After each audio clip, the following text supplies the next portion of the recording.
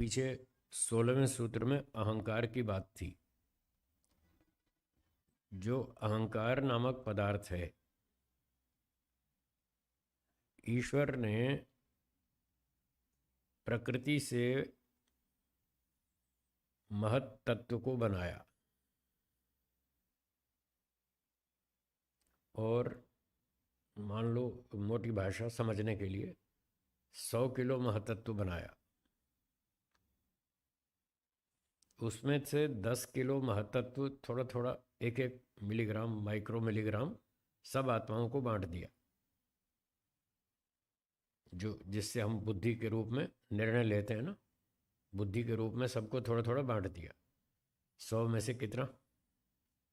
10 kilo. अब कितना बचा? 90 किलो। तो 90 किलो महत तत्व में कुछ सत्व रज और तम थोड़ा थोड़ा मटेरियल और डाला और मटेरियल डालकर उसको फिर मिक्स किया, घुमाया, फिर नई चीज बनाई, अहंकार। मान लो 35 किलो मटेरियल और डाला, 20 किलो सत्वगुण,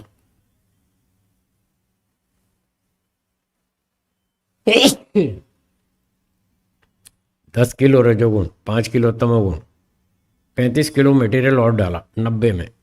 अब टोटल कितना हुआ? 125। तो 125 किलो मटेरियल घुमा घुमा के एक चीज बन गई नई, जिसका नाम अहंकार है। ठीक है, 10 किलो तो बांट दिया महतत्व, 90 को कुछ और मटेरियल डाल के मिक्स करके नया चीज बना दी, अहंकार।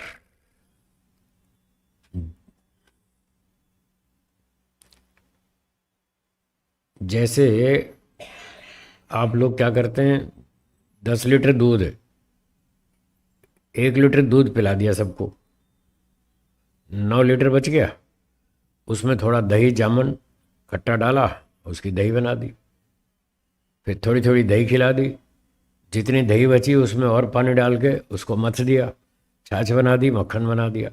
तो ऐसे अगली अगली वस्तु बनाते जाते हैं। इसी तरह से ईश्वर ने पहले महातत्व बनाया, थोड़ा थोड़ा महातत्व सबको बांट दिया, जितना बचा 90 किलो उसमें 30-35 किलो मटेरियल और डाल के 125 किलो अहंकार बना दिया। अब 10 किलो अहंकार भी थोड़ा थोड़ा बांट दिया सबको।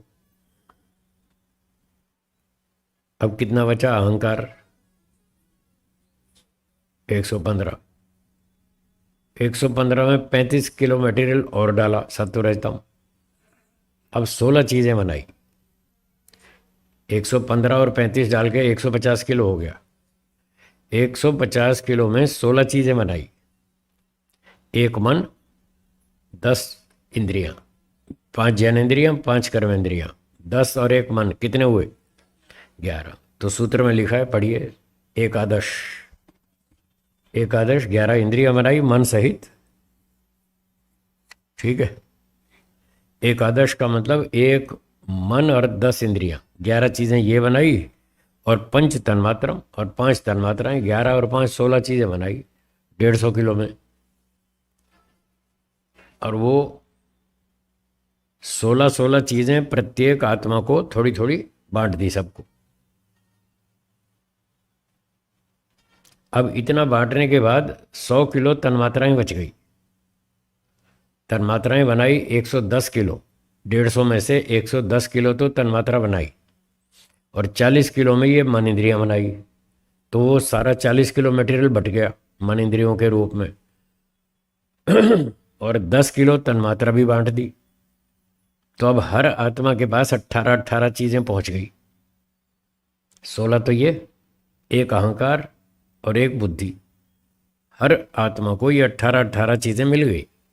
इन 18 के बंडल का नाम सूक्ष्म शरीर है। क्या है?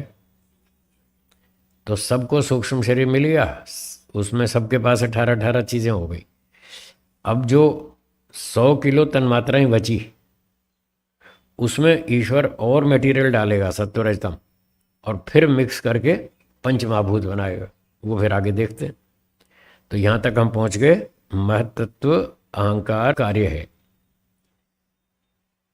जैसे दही दूध का कार्य है, कार्य मतलब प्रोडक्ट, जो उत्पन्न किया, जो उत्पन्न किया वो कार्य है। जिससे उत्पन्न किया वो कारण है।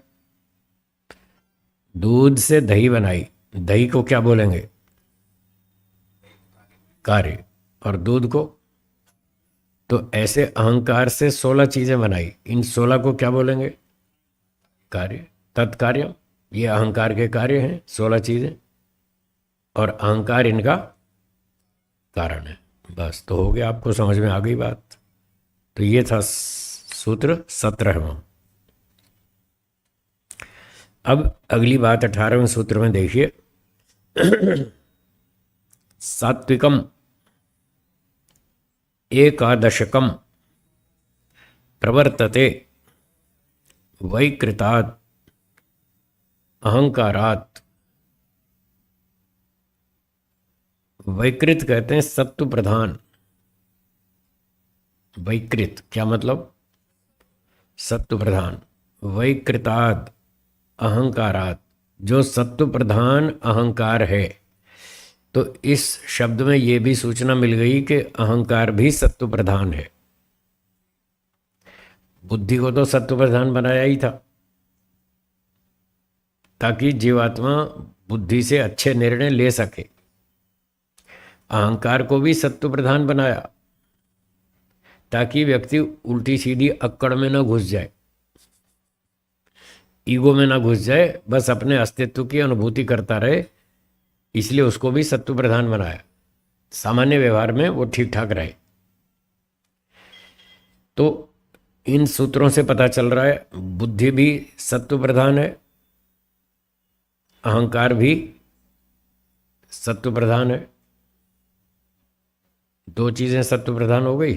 अब कह रहे हैं सत्व प्रधान अहंकार से वैकृताद अहंकारात् सात्विकम एकादशकम प्रवर्तते। जो 11 इंद्रियों का समुदाय उत्पन्न हुआ वो भी सात्विक है, सत्व प्रधान है।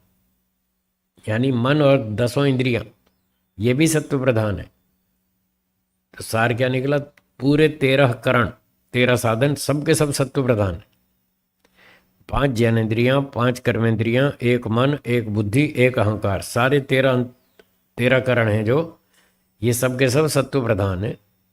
इसलिए बनाए सत्व प्रधान के व्यक्ति अच्छे काम करे, अच्छा सोचे, अच्छा बोले, अच्छा निर्णय करे, अच्छे आचार विचार रखे, शुभ कर्मों का आचरण करे, उसका ये जन्म भी अच्छा बीते, और इनकी सहायता से वो अच्छे निर्णय लेकर अच्छे काम करके मोक्ष प्राप्त कर ले। इसलिए सत्व प्रधान बनाई सारी चीज़ें। अगर ईश्वर ऐसे सत्व प्रधान नहीं बनाता तो ना तो कोई व्यक्ति अच्छे काम करता, ना मोक्ष में जाता, कोई भी नहीं हो पाता, उद्देश्य फेल हो जाता सारा ही। सृष्टि बनाने का उद्देश्य ही यह था कि लोग अच्छे काम करें और सुखी रहें, और फिर यहाँ तत्व ज्ञान प्राप्त करके मोक्ष में जाए। इसलिए सृष्टि बनाई थी।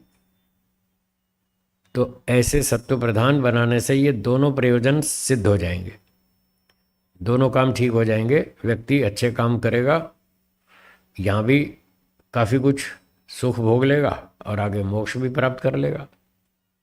बोलिए, कोई शंका हो तो बोलिए।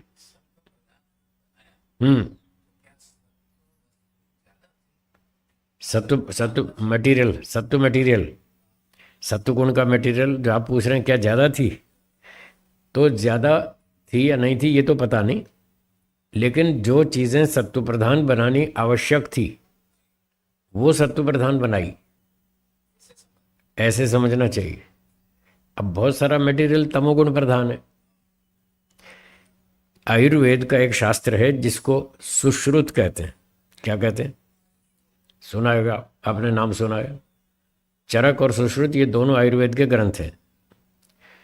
तो सुश्रुत में इन पंच महाभूतों के बारे में लिखा है कि कौन सा वस्तु भूत किस गुण वाला है, किस गुण प्रधान वाला है।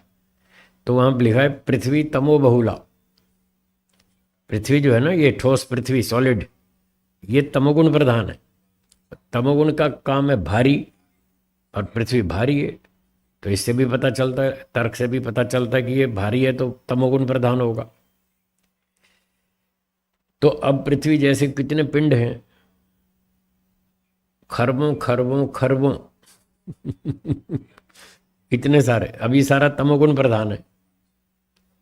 व्यवहार को चलाने के लिए सॉलिड मटेरियल भी तो चाहिए, ठीक है ना।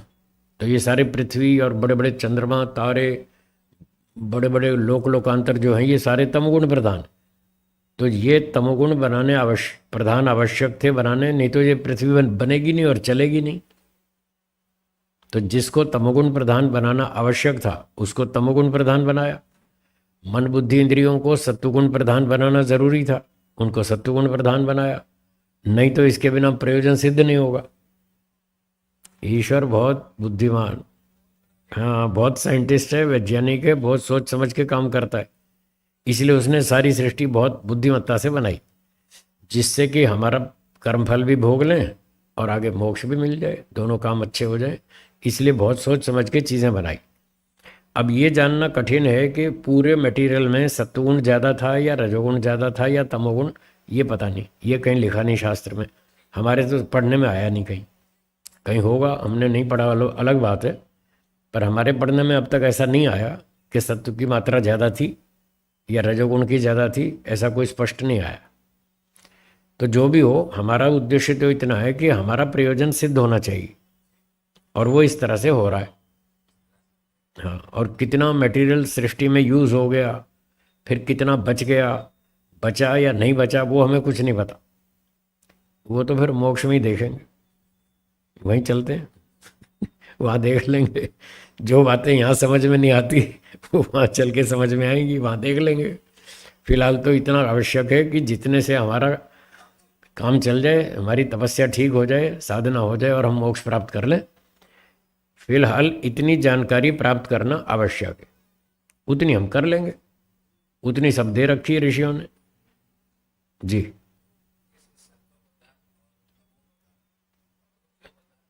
रजो प्रधान जो चंचल वाले पदार्थ हैं, गतिशील पदार्थ हैं, वो रजोगुण प्रधान है। जैसे पृथ्वी तो सॉलिड है, ठोस है, भारी है, ये तमोगुण प्रधान है। और जो वायु है, वायु वायु चलती रहती है, इसका नाम है वायु, वाती थी वायु, जो हमेशा चलती ही रहती है, रुकती नहीं, ये रजोगुण प्रधान है। जब से बनी तब से चल रही है, और जब तक रहेगी तब तक चलेगी, ये रुकती नहीं है। इसलिए इसका नाम ही ऐसा रखा है, चलती रहो चलती रहो चलती रहो, वायु वायु, चलते रहो चलते रहो।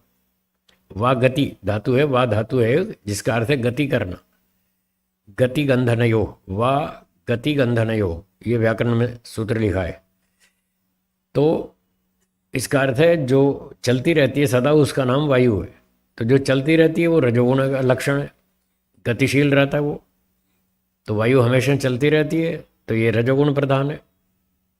पानी शुद्ध साफ सुथरा है, ट्रांसपेरेंट है, वो सत्वगुण प्रधान है। अग्नि भी प्रकाश देती है, प्रकाश भी सत्वगुण का लक्षण है, तो अग्नि भी सत्व प्रधान है। जल भी सत्व प्रधान है, वायु रजोगुण प्रधान है, पृथ्वी तमोगुण प्रधान है, और आकाश तो खाली खाली है। और जो परमाणु वाला आकाश है वो भी हल्का हल्का है, तो वो भी सत्व प्रधान होना चाहिए, हल्का ही है ना, और बाधा भी नहीं मारता कोई, देखने में बाधक भी नहीं बनता, बिल्कुल खाली खाली जगह हम साफ देख सकते हैं। तो इस तरह से आकाश भी सत्व प्रधान दिखता है, जल और अग्नि भी सत्व प्रधान लग रहे हैं, वायु रजोगुण प्रधान है, पृथ्वी तमोगुण। तो ईश्वर ने जो व्यवस्था हमारे लिए सोची उस तरह से बनाई, और उससे हमारा काम बिल्कुल ठीक चल रहा है, बहुत बढ़िया चल रहा है, बहुत बहुत बुद्धिमत्ता से। और इंद्रियों की रचना, कल हम रोजड़ में विद्यालय में पढ़ रहे थे, इंद्रियों की जो रचना की ईश्वर ने वो भी बड़ी विचित्र है और बड़ी साइंटिफिक है, और हमारे कर्मों के हिसाब से बनाई है, कर्मों के आधार पर बनाई है, जिससे हमारा प्रयोजन सिद्ध हो जाए, ऐसी बनाई। जैसे उदाहरण, हमें जो फूल की गंध आती है, तो उसकी व्यवस्था ये है कि गंध फूल से चलेगी हवा में उसके खुशबू हवा में आती रहेगी और हमारे नाक में घुसेगी गंध, तब पता चलेगा कि हाँ आसपास कोई सुगंध है। हमारी नाक फूल तक नहीं जाएगी गंध हमारी नासिका तक आएगी, यानी गंध विषय नासिका इंद्रिय तक चल कर आएगा, तब हमें पता चलेगा। क्योंकि सन्निकर्ष के बिना तो ज्ञान होता नहीं। इंद्रिय और अर्थ का सन्निकर्ष होना चाहिए, संपर्क होना चाहिए, तभी उसका ज्ञान होगा। तो गंध की व्यवस्था है, वो चलकर हमारी नासिका इंद्रिय तक आएगी, तब हमें पता चलेगा कि हाँ यहाँ गंध है। अच्छा, रस, लड्डू, हलवा, मिठाई वहाँ रखिए दूर हलवाई के शोकेस में, वो इतनी दूर से स्वाद पता नहीं चलेगा, वो भी उठा करके मुंह में डालना पड़ेगा। तो रस का पता भी तब चलेगा जब रस विषय रसना इंद्रिय तक चल कर आएगा, तब पता चलेगा यहाँ संपर्क होगा। दो हो गए। तीसरा शब्द है, तो शब्द भी वहाँ जहाँ उत्पन्न हो रहा शब्द वहाँ से चल के हमारे कान में आएगा, तो पता चलेगा। अभी ट्रक वाले ने हॉर्न बजाया, तो हॉर्न तो सड़क पे बजा और वो ध्वनि चलते चलते चलते हमारे कान में आई, तो हमें पता चला। अब दहगाम में जो ट्रक वाले हॉर्न बजा रहे हैं वो यहाँ तक नहीं पहुँचा उसकी आवाज़ नहीं आई। तो तीसरी इंद्रिय का विषय भी इंद्रिय तक चल कर आएगा। अब तक कितने विषय बता दिए? 3। पहला क्या बताया था? गंध, वो फूल से चलकर हमारे नाक तक आएगी। दूसरा रस, मिठाई भी जब तक हमारे मुंह में नहीं आएगी तब तक स्वाद पता नहीं चलेगा। और तीसरा शब्द, वो जहाँ उत्पन्न होता है वहाँ से लेकर हमारे कान तक आएगा, तब पता चलेगा। चौथा स्पर्श है, बहुत सारे फूल रखे हैं, अच्छे अच्छे कोमल बिस्तर लगे हुए हैं, पर हमें उसका स्पर्श पता नहीं चल रहा, दूर ही है ना। तो जब हम उसको छुएंगे, पास में जाकर फूलों को छुएंगे, बिस्तर को छुएंगे, ऐसे सॉफ्ट कोमल रजाई जब ऐसे छुएंगे तो इसका सन्निकर्ष होगा, तब पता चलेगा। यानी वो विषय भी इंद्रिय तक आना चाहिए, चाहे हाथ वहाँ जाए, चाहे वो वस्तु चलकर हमारे हाथ तक आए, इसका भी सन्निकर्ष होगा तो ज्ञान होगा। ठीक है। 4 इंद्रियों का विषय इंद्रियों तक चलकर आएगा, तब पता चलेगा। लेकिन 5वीं इंद्रिय नेत्र, इसमें सिस्टम उल्टा है। इसमें रूप विषय हमारी आंख तक नहीं आएगा, हमारी आंख से किरणें निकलेंगी और वो रूप तक जाके टकराएंगी और वहीं दूर से पता चल जाएगा। फूल की सुगंध 50 मीटर से नहीं पता चलेगी, वो दूर है बहुत। ठीक है। लेकिन जो रूप है वो हमको 200 मीटर दूर ट्रक आ रहा है रोड पे, 200 मीटर दूर से दिख जाएगा। अगर उसका भी ये नियम बना दें कि जब तक वो ट्रक हमारी आंख में नहीं टकराएगा तब तक पता नहीं चलेगा यदि ऐसा बना दे तो सारे रोज के रोज टकरा टकरा के मर जाएंगे। तो देखा ना ईश्वर की कलाकारी। हमारी रक्षा के लिए आंख इंद्रिय ऐसी बनाई कि वो दूर से बता देती है, भाई ट्रक आ रहा है, जरा बच के जाओ, अपना साइड में हो जाओ वरना चोट लगेगी। कार आ रही है, ट्रक आ रहा है, जो भी है दूर से पता चल जाता है। अब चांद को देखो, आसमान में यहाँ से कितना 4 लाख किलोमीटर है, और यहीं से हमको चांद दिख जाता है इतनी दूरी से। और भी बहुत सारी चीज़ें हैं जो हमको दूर से ही पता चल जाती हैं, जिससे हमारा काम चल जाता है और हम अपनी रक्षा कर लेते हैं, टकराते नहीं। तो ये प्रसंग से मैंने बताया कि इंद्रियों की रचना भी ईश्वर ने बहुत साइंटिफिक ढंग से की है।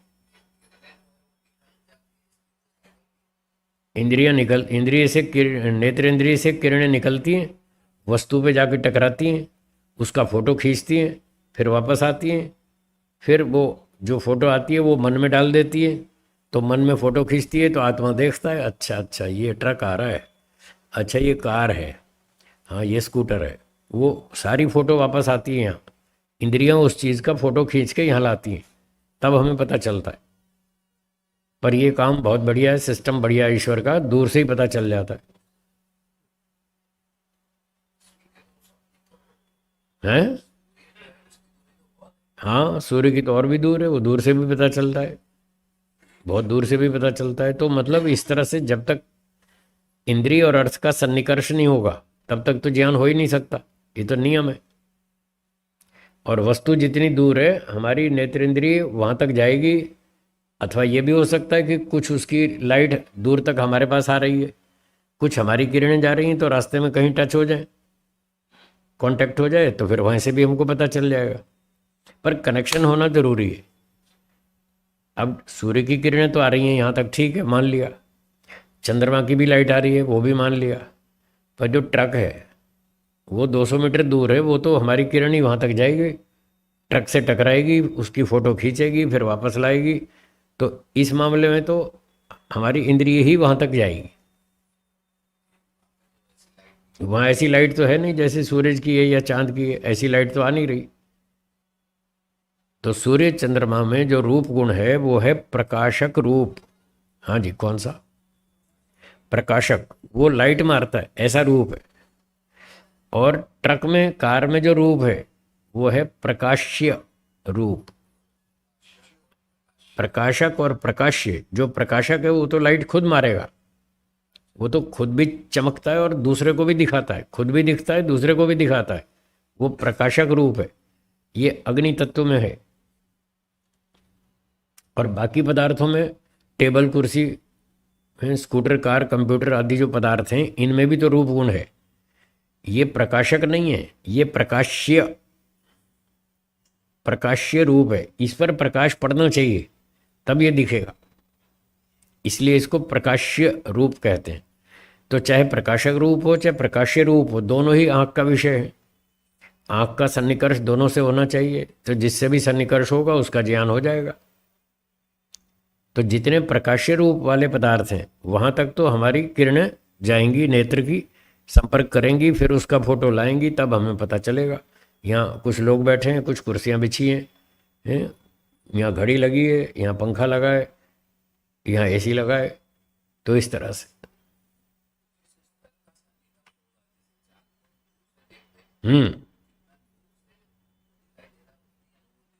उतनी होगी जितना उसका हिस्सा हमारे सामने, जो सामने वाला हिस्सा है उससे सन्निकर्ष होगा उतना दिखेगा। जो बैक साइड पर है उससे सन्निकर्ष नहीं हो रहा, वो नहीं दिखेगा। जैसे मुझे आपका सामने वाला हिस्सा दिख रहा है, पीछे वाला नहीं दिख रहा, क्योंकि उससे मेरा सन्निकर्ष नहीं हो रहा। मेरा भी आपको सामने वाला हिस्सा दिख रहा है, बैक साइड आपको भी नहीं दिख रही। तो जिससे जितने से सन्निकर्ष होगा उतने का ज्ञान हो जाएगा।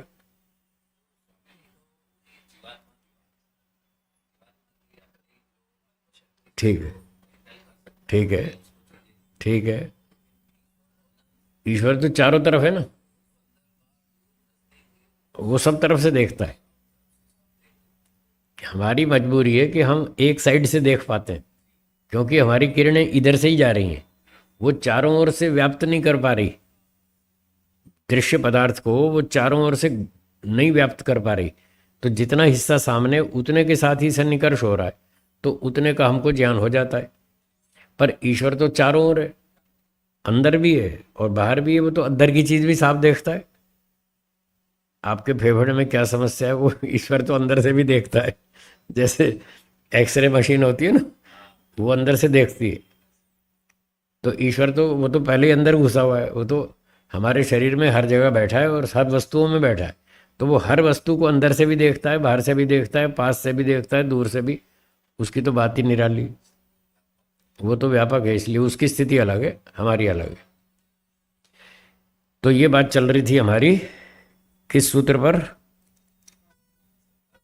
सात्विकम, 18वां सूत्र। सात्विकम एकादशकम प्रवर्तते। एकादशकम, 11 पदार्थों का जो समुदाय है, 10 इंद्रियां और एक मन, 11 तत्वों का जो समुदाय है वो वैकृताद अहंकारात, सत्व प्रधान अहंकार से उत्पन्न होता है। और वो कैसा है? वो भी सात्विक है, वो भी सत्व प्रधान है। तो सारी 13 चीज़ें सत्व प्रधान हो गई। तो हमको बहुत अच्छी सुविधा हो गई, भगवान ने बहुत बढ़िया व्यवस्था बना दी कि मैं सारे पदार्थ आपको सत्व प्रधान दे रहा हूँ। इनकी सहायता से आप अच्छे अच्छे काम करो, अच्छा अच्छा दृश्य देखो, अच्छी अच्छी भाषा बोलो, अच्छे अच्छे शब्द सुनो और अच्छे अच्छे चिंतन करो, अच्छा अच्छा निर्णय लो, अच्छे अच्छे काम करो। तो आपका ये जन्म भी अच्छा होगा और अगला भी अच्छा होगा और 2-4 जन्म में मोक्ष भी हो जाएगा, सारा काम ठीक हो जाएगा। अगर ये सारे पदार्थ रजोगुण प्रधान होते या तमोगुण प्रधान होते तो बहुत कठिनाई होती, ना तो हम सारा दिन अच्छे काम कर पाते।